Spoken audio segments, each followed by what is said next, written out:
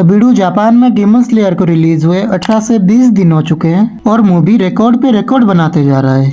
और वैसे ये सिर्फ मैं जापान की बात कर रहा हूँ क्योंकि वर्ल्ड वाइड रिलीज होने में अभी भी बहुत टाइम है। मूवी एक्चुअली में जापान के बाहर कितनी कलेक्शन करती है वो तो रिलीज होने के बाद ही पता चलेगा, लेकिन अभी जापान के अंदर मूवी जो धूम मचा रही है उसके ऊपर तो बात करना ही है। मूवी का बजट ऑफिशियली कंफर्म नहीं हुआ है, बट रूमर्स के अकॉर्डिंग बताया जा रहा है कि $390 मिलियन के अप्रोक्स। लेकिन ये सिर्फ रूमर्स है, ऑफिशियल नहीं है, क्योंकि यार मुझे नहीं लगता कि इतना होगा, क्योंकि मुगन ट्रेन की बजट तो सिर्फ $15.7 मिलियन थी।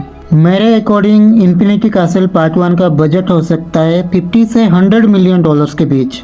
बाकी मार्केटिंग वगैरह वगैरह में भी पता नहीं कितना खर्चा हुआ होगा एग्जैक्टली। ये तो डीमन स्लेयर वाले ही जानते हैं, क्योंकि इनकी मार्केटिंग स्ट्रैटेजी देखकर लग रहा है कि डीमन स्लेयर वाले बहुत ज्यादा सीरियस है मूवी को लेकर के, और होना भी चाहिए, क्योंकि अफोर्डेबल वालों ने डीमन स्लेयर के ऊपर जो मेहनत किया है वो साफ साफ दिखाई दे रहा है।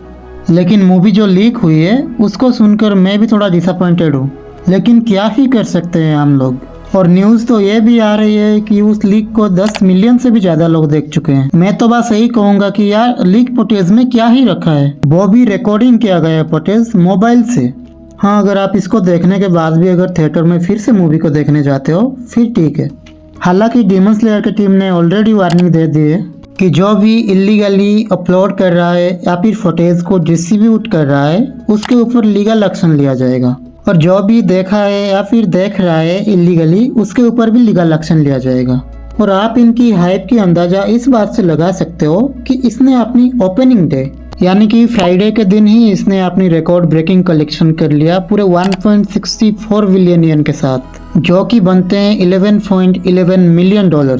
फिर दूसरे दिन 1.84 बिलियन येन जो कि बनते हैं $12.47 मिलियन।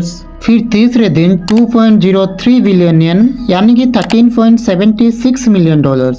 नाउ इसी के साथ वीकेंड क्लोज्ड, यानी कि इन 3 दिनों में मीन्स फर्स्ट वीक में ही इसने 5.51 बिलियन येन कलेक्शन कर ली, जो कि $37.42 मिलियन बनते हैं। ये बिल्कुल भी झूठ नहीं है कि पिक्चर वैसा ही परफॉर्म कर रहा है जैसा कि इसकी हाइप थी, और होना भी चाहिए, क्योंकि मुझे लगता है कि डीमन स्लेयर के क्वालिटी के हिसाब से वो ये सब डिजर्व करता है।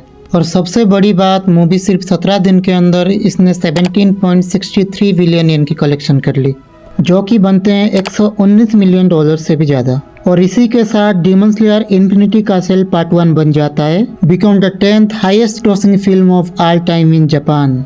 Yes, now demon slayer infinity castle part 1 भी उस लिस्ट को अचीव कर चुका है जिस लिस्ट में जापान की सबसे ज्यादा कलेक्शन करने वाली मूवीज रहती है। ऑफ कोर्स, जो कि डीमन स्लेयर वालों के लिए बहुत बड़ा अचीवमेंट है। हालांकि ये अचीवमेंट वो लोग बहुत पहले ही हासिल कर चुके हैं मुगन ट्रेन की वजह से।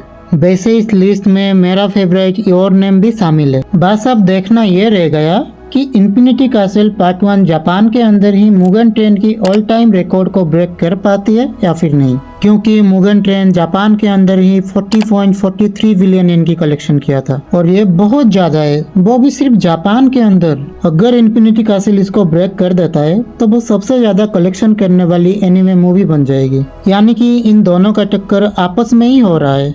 अब थोड़ा मूवी के बाहर आते हैं, और वो ये है कि बहुत से लोग, उसमें से मैं भी कंफ्यूज था कि इन्फिनिटी कैसल सितंबर के जगह अगस्त में रिलीज होगी इंडिया में। एक टाइम के लिए तो मुझे भी लगा था कि ऐसा ही होने वाला है, क्योंकि मूवी की पायरेसी बहुत ज्यादा हो रही है, तो डीमन स्लेयर वाले मूवी की रिलीज डेट को जल्दी कर लिए होंगे। इसको गलती से ट्वीट किया गया था सिनेपोलिस इंडिया के द्वारा। कभी कभी ऑफिशियल से भी गलतियां हो जाती है, यानी कि मूवी इंडिया में 12 सितंबर को ही रिलीज होगी, और इसको सोनी पिक्चर्स ने भी कंफर्म कर दिया है।